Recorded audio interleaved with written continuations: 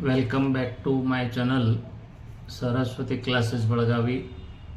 I am your Professor S.B. Nagaraj, trainer of spoken English, English grammar and personality development. Friends, I would like to teach you basic English through Kannada. Today, let us see how to use compound prepositions in spoken English as well as in writing. ಸ್ನೇಹಿತರೆ, ನಾನು ನಿಮ್ಮ professor S.B. Nagaraj. ಇವತ್ತು ನಾನು ನಿಮಗೆ ಈ compound prepositions ಅಂದರೆ ಸಂಯುಕ್ತ ಉಪಸರ್ಗಗಳನ್ನು ನಮ್ಮ ಮಾತಿನಲ್ಲಿ ಮತ್ತು ನಮ್ಮ ಬರವಣಿಗೆಯಲ್ಲಿ ಯಾವ ಥರ ಉಪಯೋಗಿಸಬೇಕು ಅನ್ನೋದನ್ನು ಹೇಳ್ಕೊಡ್ತಾ ಇದ್ದೇನೆ. ಅದಕ್ಕಿಂತ ಮುಂಚೆ ಸ್ನೇಹಿತರೆ, ಈ ವಿಡಿಯೋನ ನೀವು ಕೊನೆಯವರೆಗೂ ನೋಡಿ ಮತ್ತು ಇಲ್ಲಿವರೆಗೆ ನಮ್ಮ ಚಾನಲ್ಗೆ ಯಾರಾದರೂ ಸಬ್ಸ್ಕ್ರೈಬ್ ಆಗಿಲ್ಲ ಅಂದರೆ ದಯವಿಟ್ಟು ಸಬ್ಸ್ಕ್ರೈಬ್ ಆಗಿ, ಯಾಕಂದರೆ ನಿಮ್ಮ ಸಪೋರ್ಟ್ ನಮಗೆ ಬೇಕು. ಮತ್ತು ನಿಮಗೆ ಇನ್ನೂ ಇಂಗ್ಲೀಷ್ ಕಲೀಲಿಕ್ಕೆ ನಾನು ನಡೆಸುವಂಥ ಲೈವ್ ಆನ್ಲೈನ್ ಸ್ಪೋಕನ್ ಇಂಗ್ಲೀಷ್ ಕ್ಲಾಸನ್ನು ಕೂಡ ನೀವು ಜಾಯಿನ್ ಮಾಡ್ಬೋದು, ಅಥವಾ ನಾನು ಬರೆದಿರುವಂಥ ಇಂಗ್ಲೀಷ್ ಸ್ಪೀಕಿಂಗ್, ಇಂಗ್ಲೀಷ್ ಗ್ರಾಮರ್ ಕಲೀಲಿಕ್ಕೆ ಬರೆದಿರುವಂಥ ಕೆಲವೊಂದು ಪುಸ್ತಕಗಳು ನಿಮ್ಮ ಹತ್ತಿರದ ಪುಸ್ತಕದ ಅಂಗಡಿಗಳಲ್ಲೇ ಸಿಗ್ತಾವೆ. ಅವುಗಳನ್ನು ನೀವು ಖರೀದಿ ಮಾಡಿ ಇಂಗ್ಲೀಷನ್ನು ಕಲಿತ್ಕೊಳ್ಬೋದು. ಈಗ ಇವತ್ತಿನ ಈ ಕಾಂಪೌಂಡ್ ಪ್ರಿಪೋಸಿಷನ್ ಸಂಯುಕ್ತ ಉಪಸರ್ಗಗಳನ್ನು ಯಾವ ರೀತಿಯಾಗಿ ಉಪಯೋಗಿಸಬೇಕು ಅನ್ನೋದನ್ನು ನೋಡೋಣ. ಅವುಗಳಲ್ಲಿ ಮೊದಲನೇದಾಗಿ above, ABOV above, before, BAFORE before, below, BLOW below, ಅದೇ ರೀತಿಯಾಗಿ ಬಿಹೈಂಡ್, BHIND ಬಿಹೈಂಡ್. ಇವುಗಳನ್ನು ನಮ್ಮ ಮಾತಿನಲ್ಲಿ ಇಂಗ್ಲೀಷ್ನಲ್ಲಿ ಮಾತನಾಡುವಾಗ ಮತ್ತು ಇಂಗ್ಲೀಷ್ನಲ್ಲಿ ಬರೆಯುವಾಗ ಇವುಗಳನ್ನು ಹೇಗೆ ಉಪಯೋಗಿಸಬೇಕು ಅನ್ನೋದನ್ನು ಇವತ್ತು ನಾವು ನೋಡೋಣ. ಮೊದಲನೇದಾಗಿ ಅಬೌವ್, ಆಕಾಶ ನಮ್ಮ ಮೇಲಿದೆ. ಇದನ್ನು ಇಂಗ್ಲೀಷ್ನಲ್ಲಿ ಹೇಗೆ ಹೇಳಬೇಕು? ಆಕಾಶ ನಮ್ಮ ಮೇಲಿದೆ ಅಂತ ಹೇಳಬೇಕಾದ್ರೆ the sky is above us. ಅವನು 80%, 80ಕ್ಕಿಂತ ಹೆಚ್ಚು ಅಂಕಗಳನ್ನು ತೆಗೆದುಕೊಂಡಿದ್ದಾನೆ. ಅವನು ಪ್ರತಿಶತ 80ಕ್ಕಿಂತ ಹೆಚ್ಚು ಅಂಕಗಳನ್ನು ತೆಗೆದುಕೊಂಡಿದ್ದಾನೆ. He has scored above 80% of marks. ಅವಳು ಪ್ರತಿಶತ 90ಕ್ಕಿಂತ ಹೆಚ್ಚು ಅಂಕಗಳನ್ನು ಪಡೆದಿದ್ದಾಳೆ. She has scored above 90% of marks. ಅದೇ ರೀತಿಯಾಗಿ ನದಿಯು ಅಪಾಯದ ಮಟ್ಟವನ್ನು ಮೀರಿ ಹರಿತಾ ಇದೆ.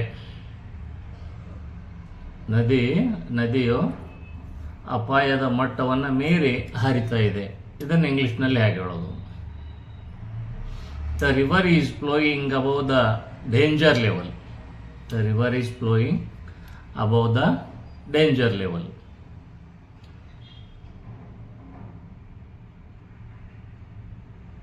The water is flowing above the bridge. ಅಂದರೆ ಬ್ರಿಡ್ಜ್ ಮೇಲೆ ನೀರು ಹರಿತಾ ಇದೆ. The water is flowing above the bridge. ಈ ರೀತಿಯಾಗಿ ನೀವು ಅಬೋವನ್ನು ಉಪಯೋಗಿಸ್ಬೋದು. ಇನ್ನೊಂದು ಬಿಫೋರ್. ವಿದ್ಯಾರ್ಥಿಗಳು ನನ್ನ ಮುಂದಿದ್ದಾರೆ. ವಿದ್ಯಾರ್ಥಿಗಳು ನನ್ನ ಮುಂದೆ ಇದ್ದಾರೆ. ಇದನ್ನು ಇಂಗ್ಲೀಷ್ನಲ್ಲಿ ಹೇಗೆ ಹೇಳಬೇಕು? The students R before me. The students R before me. ನಾನು ನಾಳೆ ಮುಂಜಾನೆ 9 ಗಂಟೆಯ ಒಳಗಾಗಿ ಆಫೀಸಿಗೆ ಬರುತ್ತೇನೆ. ನಾನು ನಾಳೆ ಮುಂಜಾನೆ 9 ಗಂಟೆಯ ಒಳಗಾಗಿ ಆಫೀಸಿಗೆ ಬರುತ್ತೇನೆ. I shall come to the office before 9 o'clock in the morning tomorrow. ನಾನು ನಾಳೆ ಮುಂಜಾನೆ 9 ಗಂಟೆಗಿಂತ ಮುಂಚೆನೇ ಆಫೀಸಿಗೆ ಬರ್ತೇನೆ. I shall come to the office before 9 o'clock in the morning tomorrow.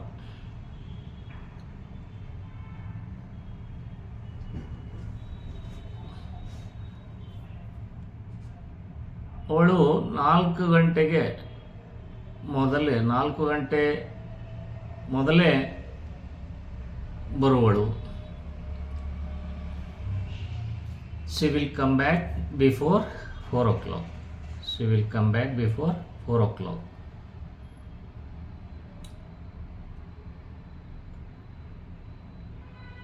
He is sitting before me.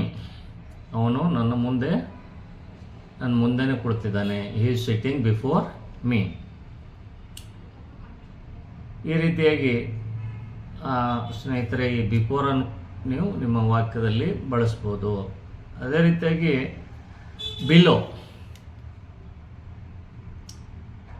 BELOW, below ಅಂದರೆ ಕೆಳಗಡೆ.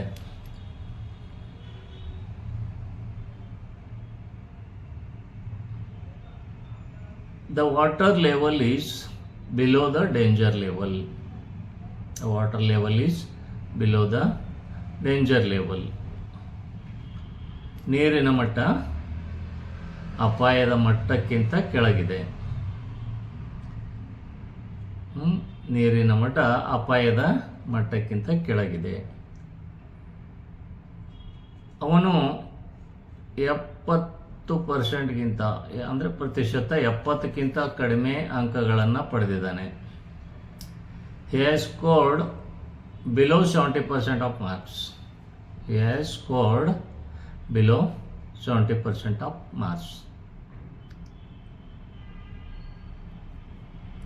ಅವಳು ಪ್ರತಿಶತ 90ಕ್ಕಿಂತ ಕಡಿಮೆ ಅಂಕಗಳನ್ನು ಪಡೆದಿದ್ದಾಳೆ. She has scored below 90% of marks.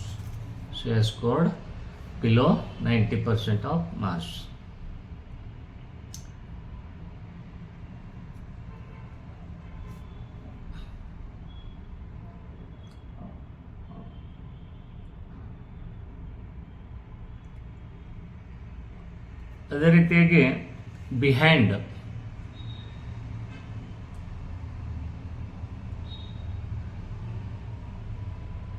ನನ್ನ ಮನೆ ಮಂದಿರದ ಹಿಂದುಗಡೆ ಇದೆ. ಬಿಹೈಂಡ್ ಅಂದ್ರೆ ಏನು? ಹಿಂದುಗಡೆ. ನನ್ನ ಮನೆ ಮಂದಿರದ ಹಿಂದುಗಡೆ ಇದೆ. My house is behind the temple. ಅವರು ನನ್ನ ಹಿಂದೆ ಕುಳಿತಿದ್ದಾರೆ.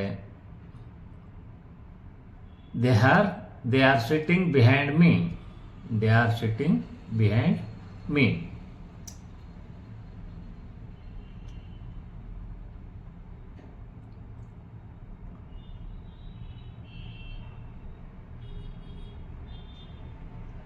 ಅವನು ಯಾವಾಗಲೂ ನನ್ನ ಬೆನ್ನ ಹಿಂದೆ ಇರ್ತಾನೆ. He is always behind me.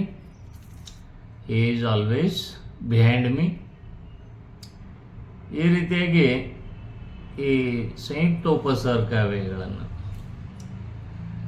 Above, before, below, behind. Above ಅಂದರೆ ಮೇಲೆ, ಬಿಫೋರ್ ಅಂದರೆ ಮುಂಚೆ, ಬಿಲೋ ಅಂದರೆ ಕೆಳಗಡೆ, ಬಿಹೈಂಡ್ ಅಂದರೆ ಹಿಂದಗಡೆ. ಇವುಗಳನ್ನು ಈ ಸಂಯುಕ್ತ ಉಪಸರ್ಗಗಳನ್ನು ಯಾವ ರೀತಿಯಾಗಿ ಇಂಗ್ಲೀಷ್ನಲ್ಲಿ ಮಾತನಾಡುವಾಗ ಮತ್ತು ಬರೆಯುವಾಗ ಉಪಯೋಗಿಸಬೇಕು ಅನ್ನೋದನ್ನು ನಾನು ಇಲ್ಲಿವರೆಗೆ ಹೇಳಿಕೊಟ್ಟಿದ್ದೀನಿ ಸ್ನೇಹಿತರೆ. ಈ ವಿಡಿಯೋ ನಿಮಗೆ ಇಷ್ಟ ಆಗಿದ್ದರೆ ಲೈಕ್ ಮಾಡಿ, ಶೇರ್ ಮಾಡಿ, ಮತ್ತು ಇಲ್ಲಿವರೆಗೂ ನಮ್ಮ ಚಾನಲ್ಗೆ ಯಾರಾದರೂ ಸಬ್ಸ್ಕ್ರೈಬ್ ಆಗಿಲ್ಲ ಅಂದರೆ ಸಬ್ಸ್ಕ್ರೈಬ್ ಆಗಿ. ಮತ್ತೊಂದು ವಿಡಿಯೋದೊಂದಿಗೆ ಪುನಃ ಸಿಗ್ತೀನಿ. ಸರ್ವೇ ಜನ ಸುಖಿನೋ ಭವಂತು. ನಮಸ್ಕಾರ.